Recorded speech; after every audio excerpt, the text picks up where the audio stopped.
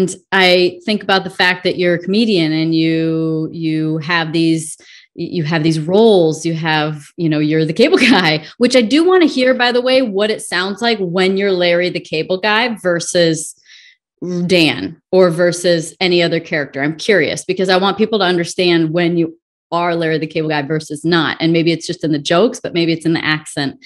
But also I'm thinking you make people feel comfortable.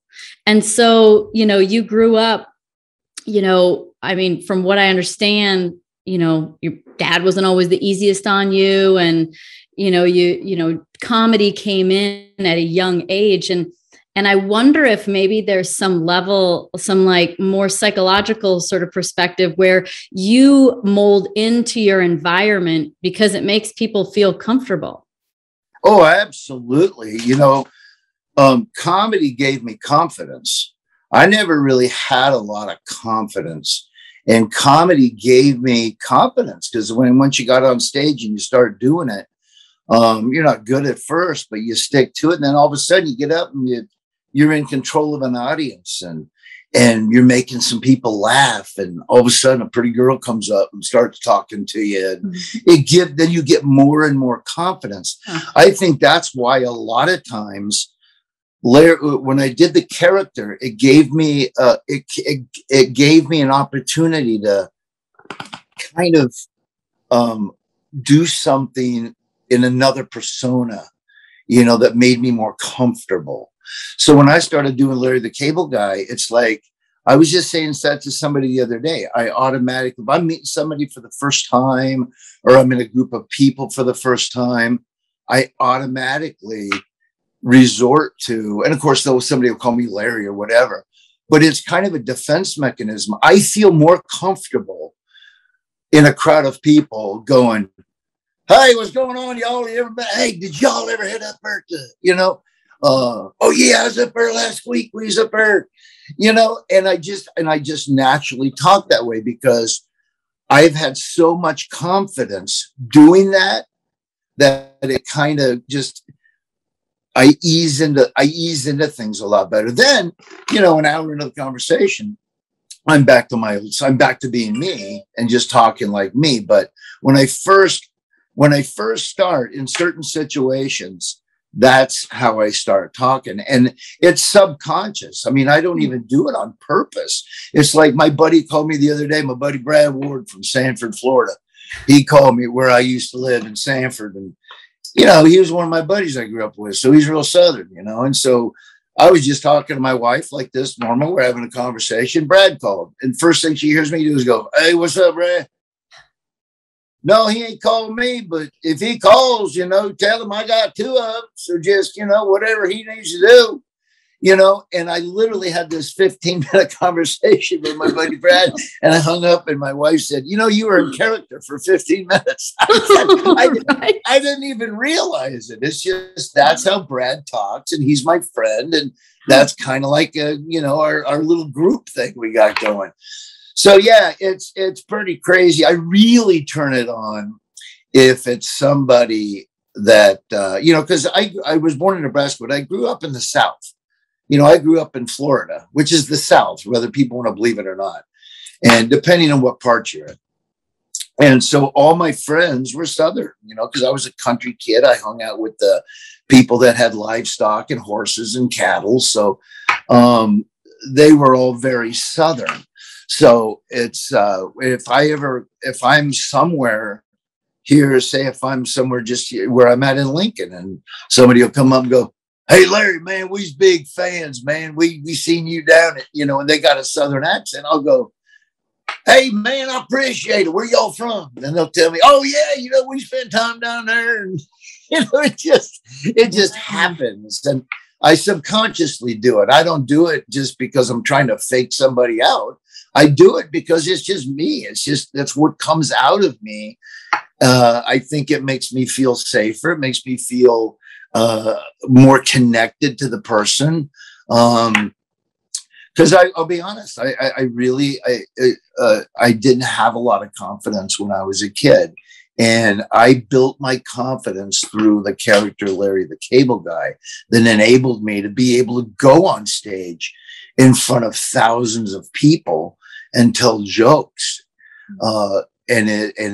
So yeah, it's really helped me come out of my shell and be able to talk to people with confidence. And why weren't you confident? I mean, clearly you're a friendly guy, you're a funny guy, you're an empathetic, kind person, which, because you're really just mirroring people. So that's a very, that makes people feel really comfortable. So what was it about your childhood that didn't make you have confidence?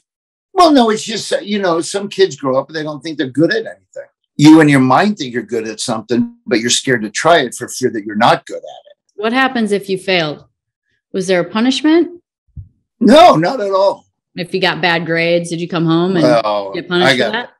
I got bad grades because I was a goof off and I just never really tried. No, look, I know what you're getting at. Look, my dad was, I love my dad. My dad was my dad. I mean, I only have one dad. My dad was a preacher. He was very strict. He was strict on some things. He was not strict on other things. But yeah, he was very strict and he wasn't a very good dad.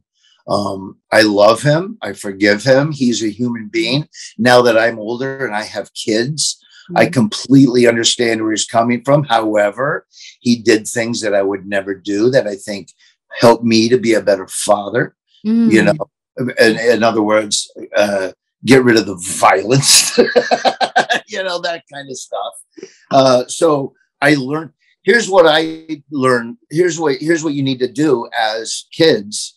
And as growing up, you learn from your elders. And I've always learned from my elders. I've taken wonderful things from my mom, who has experienced so many things through life at the age of 86, especially like going through this pandemic and everybody's scared to walk outside and everybody's scared to do this. Here's a woman that lived through smallpox and measles and hiding under desks when they thought they were going to get bombed by the Russians. I mean, she was the first one to go, I don't get what everybody's so scared about. It is, you know what? You live through these things. These are things that happen. Every generation has, and I get it. But yeah, so it just taught me how to be, I'm not a perfect dad, but I do my best. And I learned what we're supposed to do as we grow up is learn from mistakes from other people. So you don't do the same mistakes over again. And that's what I try to do in my life. I try to learn from how I grew up and the mistakes that my dad made. I don't want to make those mistakes. And so it made me a better father. No, a lot of people don't do that. They don't think about it. They don't learn. And that goes for everything. It goes for our government. It goes for the way people live their lives. It goes for, as you can tell right now, our government never learns from the past. They do the same things over and over and over and wonder why it's not working. It helped me in comedy later on because I was always the person that could pop out a funny joke or a one-liner when I needed it to lighten the mood up a little bit. It really taught me timing, when to throw in a joke, what kind of joke is perfect for this situation, what joke might cross the line a little bit.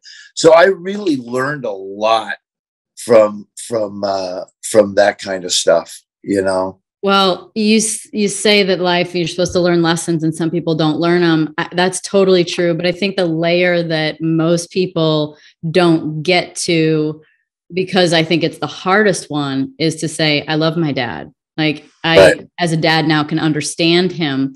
So how did you get to that point? Because I think that's the hardest, is to actually truly get to that point of forgiveness, of love, and to be able to go, wow, maybe you can even gather that it probably came from his dad. Right. And all of a sudden now you go, I'm not going to keep this pattern going. And I love you.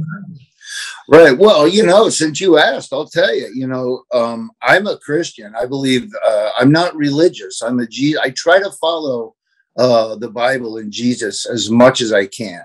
We'll never do it, obviously, because we're never going to be perfect. But he taught me how to forgive.